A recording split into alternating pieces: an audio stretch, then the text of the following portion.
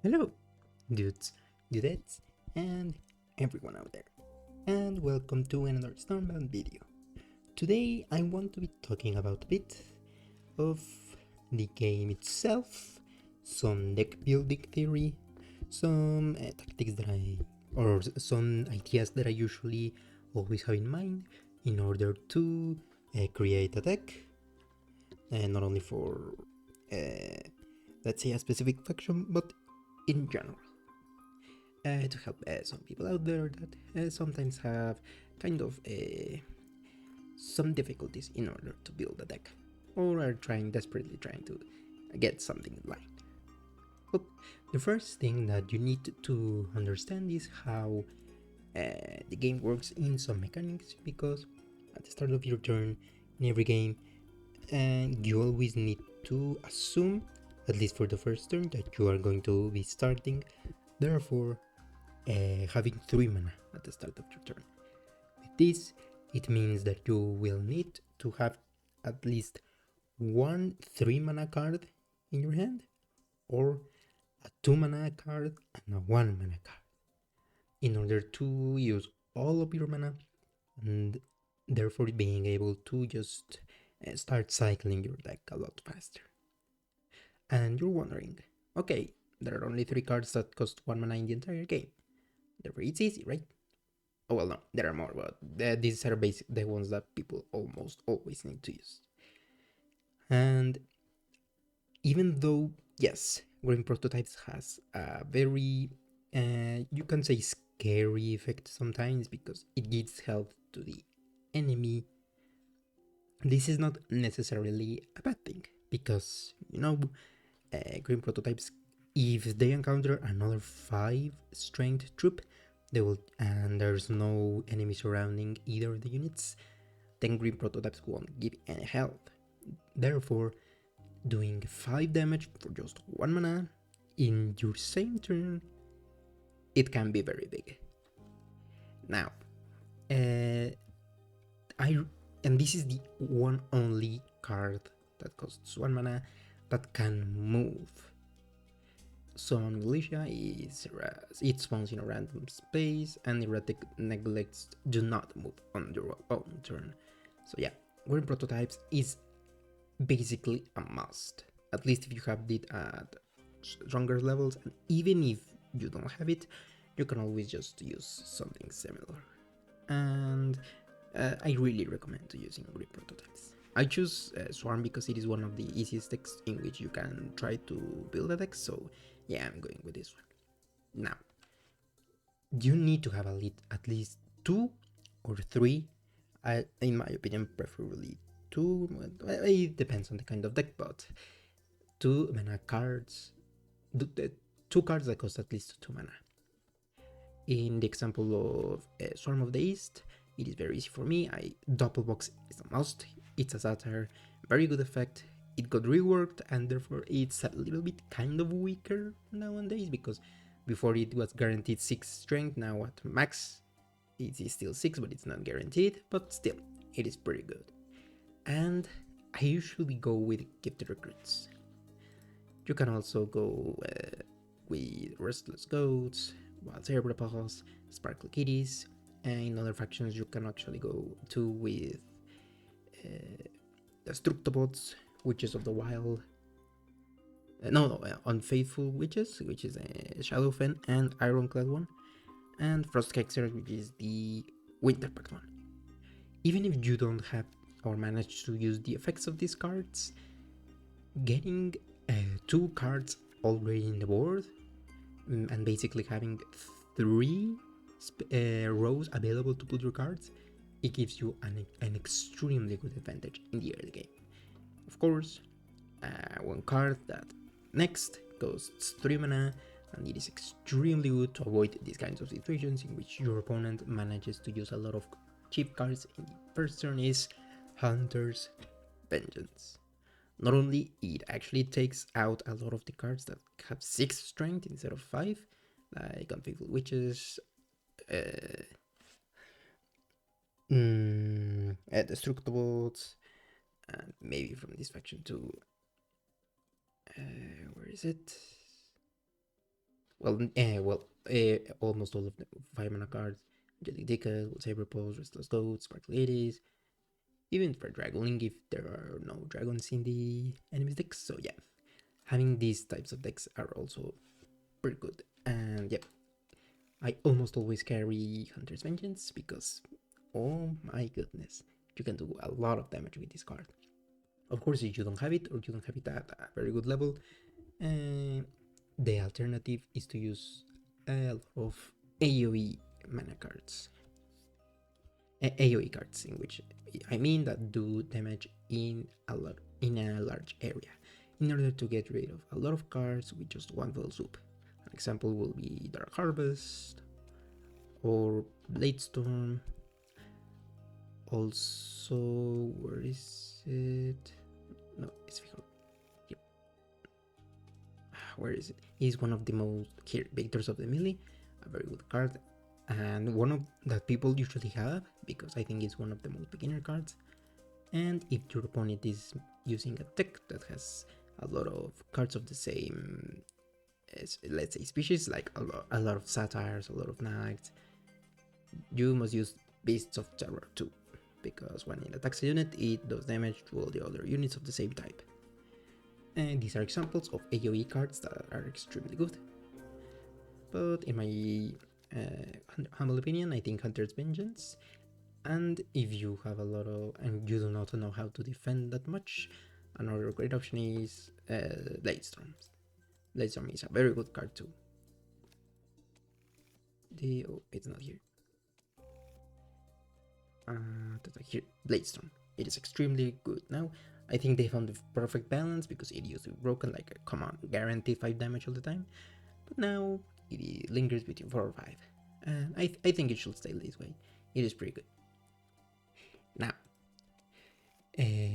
let's say that I also want to use Restless Goats and Sparkle Kitties just to have a lot of variations in which I can have a lot of things. All of these cards can be used are very useful in very different situations. Double box if you can use it with another card, it is almost a must. Gifted Recruits if you want to do damage or defend a little bit. Restless Goats as a finisher. Sparkle Kitties, it can be a little bit hard to use them sometimes, but they still advance to spaces and they can move a lot in sideways because they got confused, so it is a very good card as well. Okay, we have a 1 mana card, a lot of 2 mana cards, a 3 mana card in which you can do a little bit of damage. But now, I would also love to point out Collector Mirror is one of the best cards in the game in my opinion, because not only is it cheap and it doesn't have that much health and it does not advance, but the effect that it has, it is pretty worth it. So now, the other thing that you really need to take into account is how much spaces the troop that you're using moves. You need to be very attentive on this. This is the number on the all the way up is how much mana the card costs. In the middle it says the description of the card if they have any. Here is the red number is the strength that the troop has, and the boot is the amount of spaces the troop moves. And you always need to take into account that some of the cards may not move, but you always need to pay attention of the effect that they have, because it's a 0 but it actually gains 2 speed once they confuse themselves. So yeah, and of course I will always, in the decks that I use, I usually want one troop that is strong enough. It doesn't necessarily need to have an effect, but it's just so strong by the mana that it has that it can defend pretty easily. I used to use a lot of West Wind Sailors because for 3 mana you get 7 health and 1 movement. It's pretty good. But also some other cards are extremely good. They do not advance, but they have extreme health, and although yes they can receive damage because of spells, they can survive a lot, at least 2, because they simply do not die to a single spell like Cabin Girls. There's not a single spell that kills it absolutely, except this broken truth, but this is the sole exception, and it has a debuff, so it is worth it sometimes. So yeah, and the 3 or 4 mana cards in this turn, you need to have at least one troop that has a lot of strength, that can advance, not necessarily that it has an effect, but something that can attack, defend, cause pressure, and overall just make you move your line all the way up. Next, well, of course, most of my guys are level 5. If you have a card that for any reason you have it at very high level, you got it repeated a lot of times, and you wanted to waste your money in something, I recommend, even if it doesn't seem that it works anywhere, try to use it, because even a bad deck that has level 4 cards or even level 5 cards is better than having that is better than playing a good deck that has low level cards.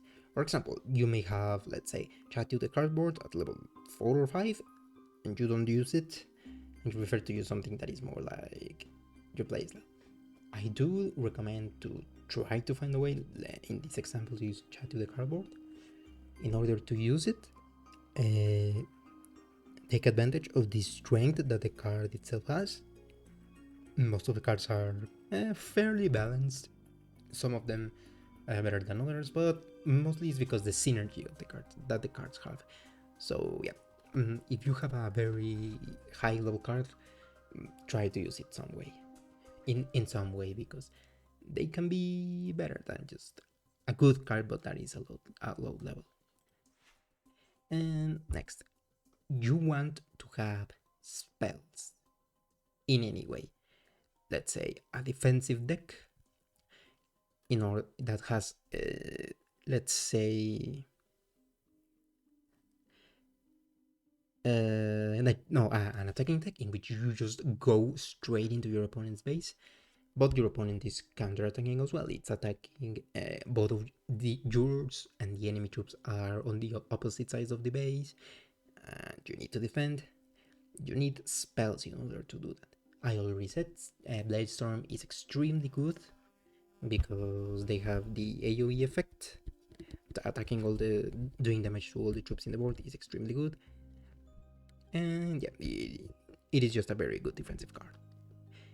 But also, you can have Broken Truth in this example in Swarm, because even though you receive damage to your base, you can destroy a lot of units with this one. Or Execution if it's a single troop, and you can get rid of it with this one. In Shadowfen you have Toxic Sacrifice. In Ironclad you have Hot Stream or something like that, which is a fire spell that just blows away all the troops in a line.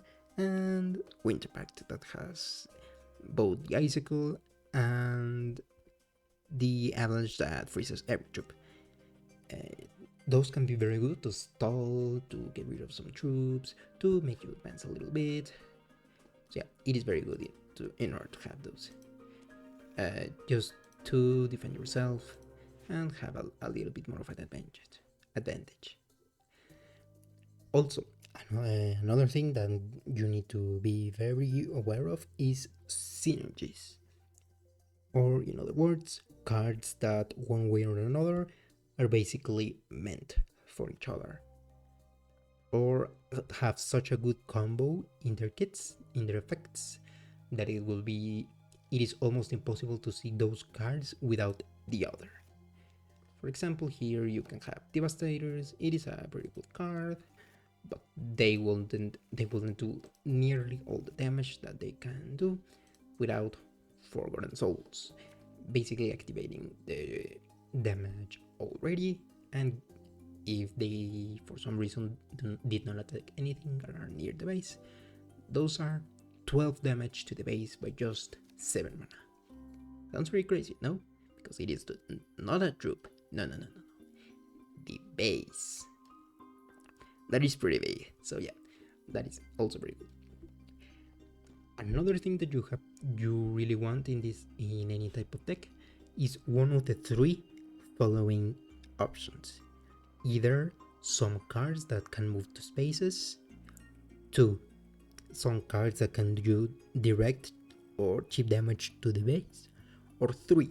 An extremely powerful troop that can just stay in the board and making the opponent waste a lot of things in order to get rid of that. Or maybe even just to make it weaker, because sometimes they just do not die. In the first scenario, one of the best options are these cheap mana cards that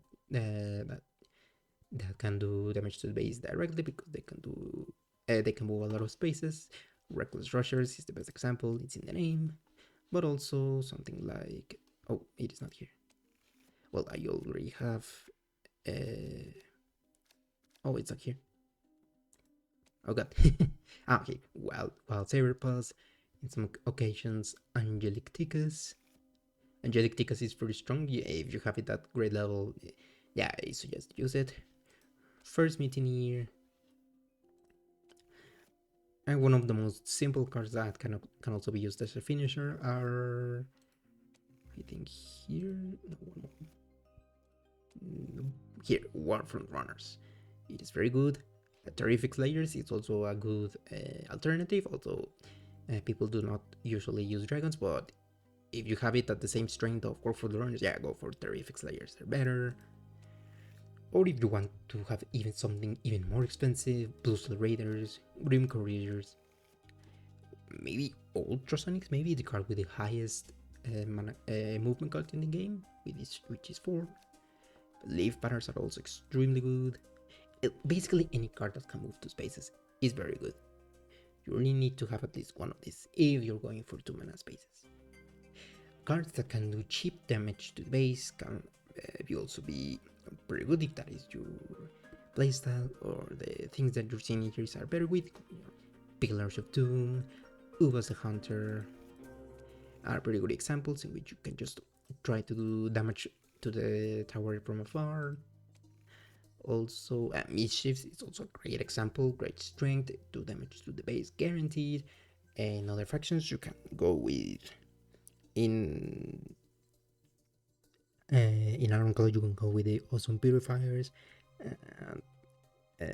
Hysteric, Unhealthy Hysteria combo, or also in Ironclad with the rodents that do damage to the first enemy in front. If it's the base, then better for you.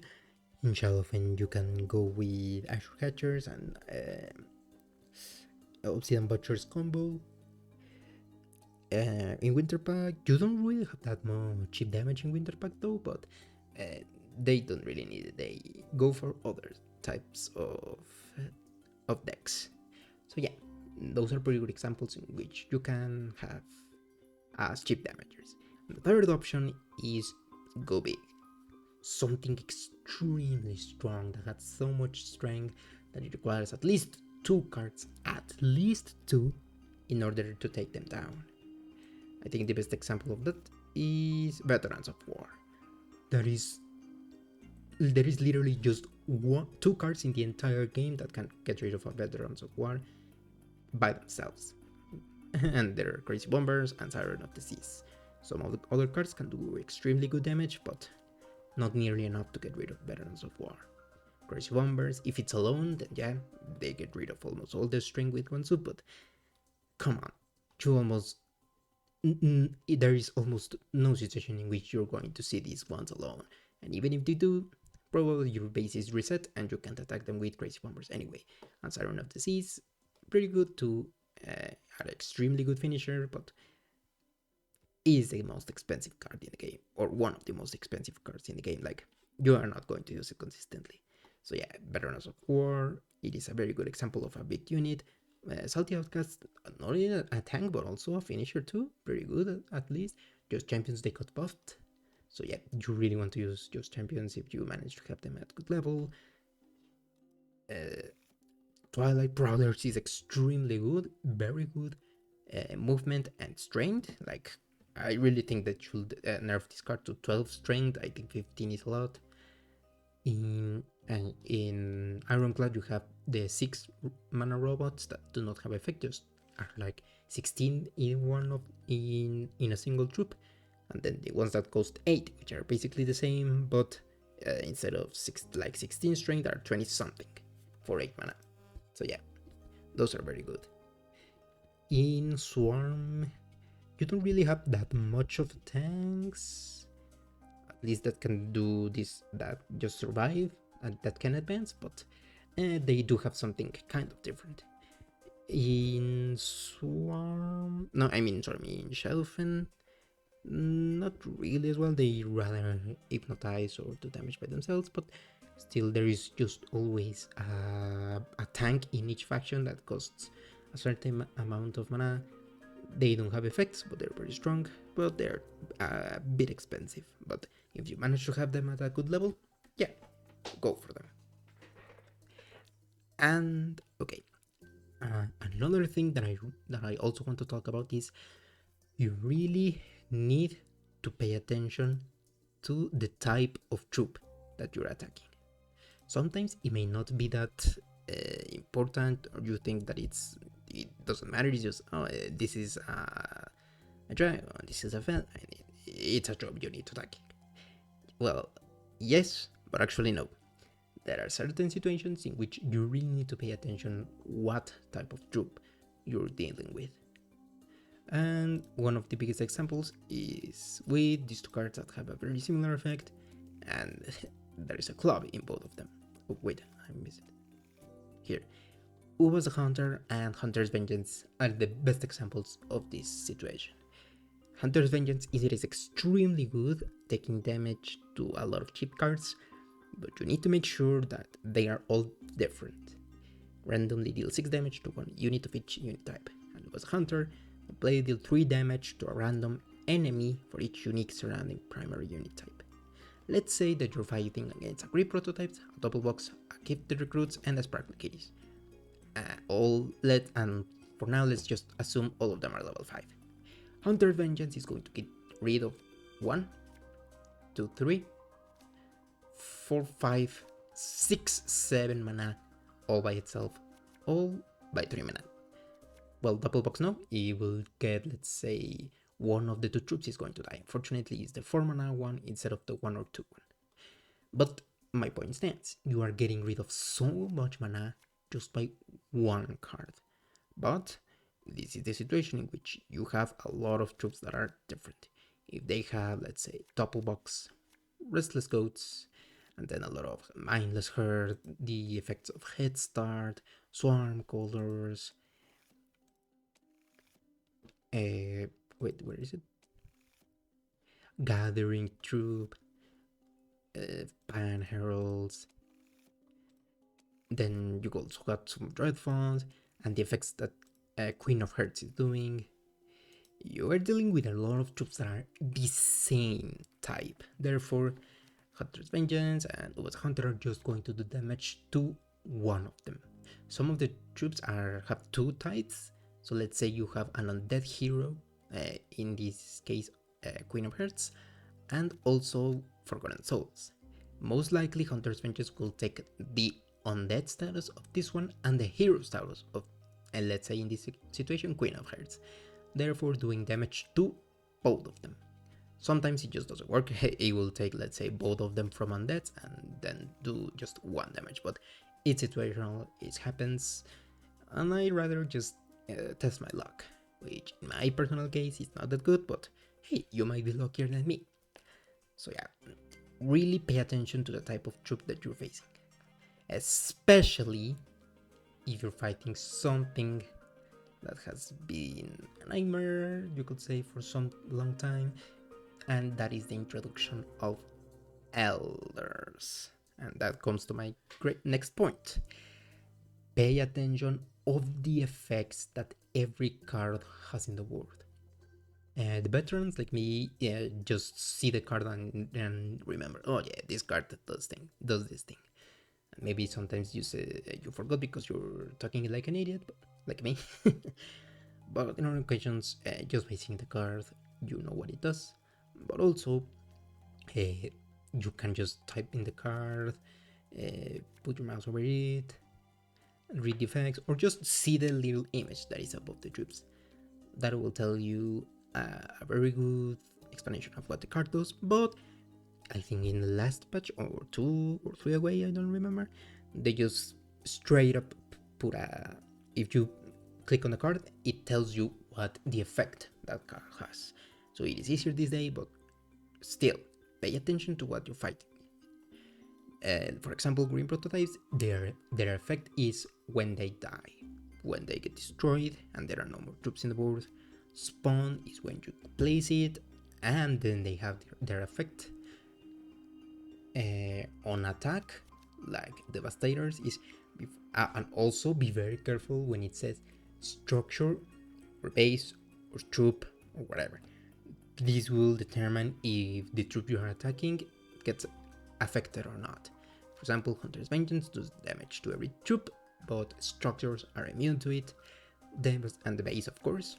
Devastators are effective only on structures and the base, not on units, and so on and so on.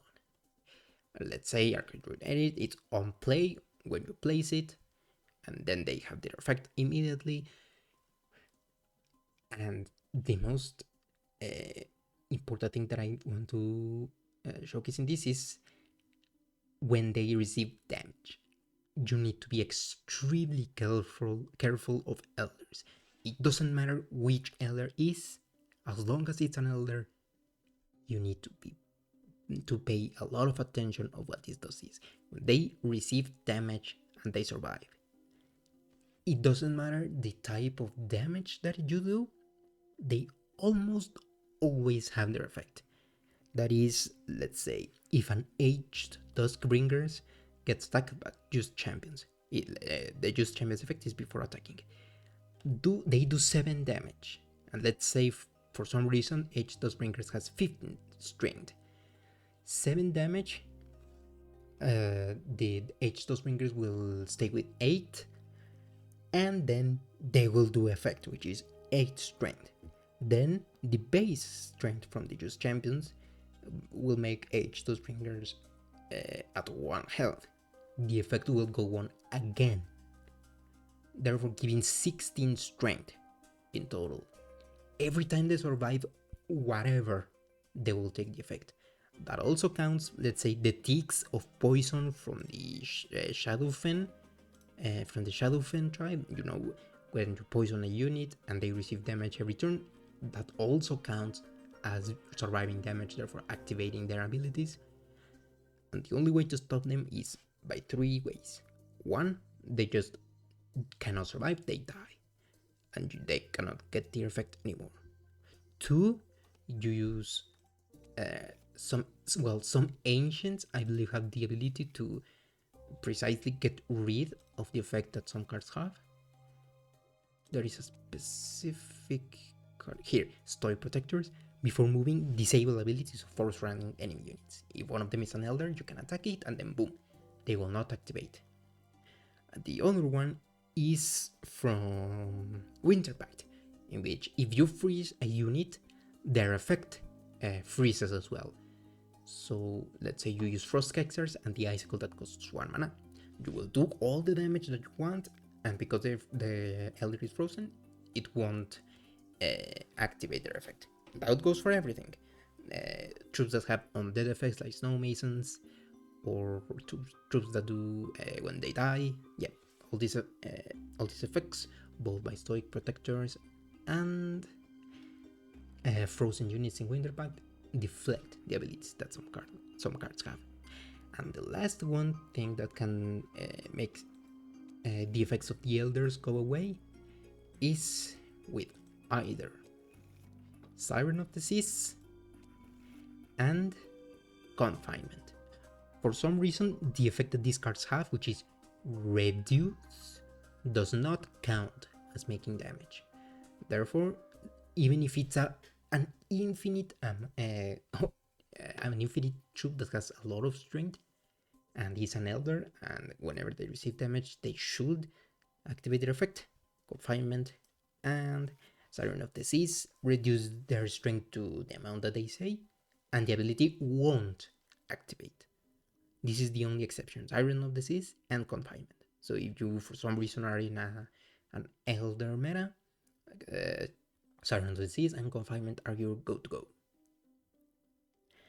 And I think there was just one. Oh well, if you manage to have a lot of some legendaries that are at fine level, you basically any legendary is good in any faction.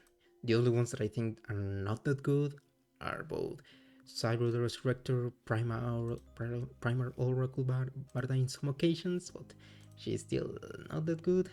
And where is it? And Edric the Fierce.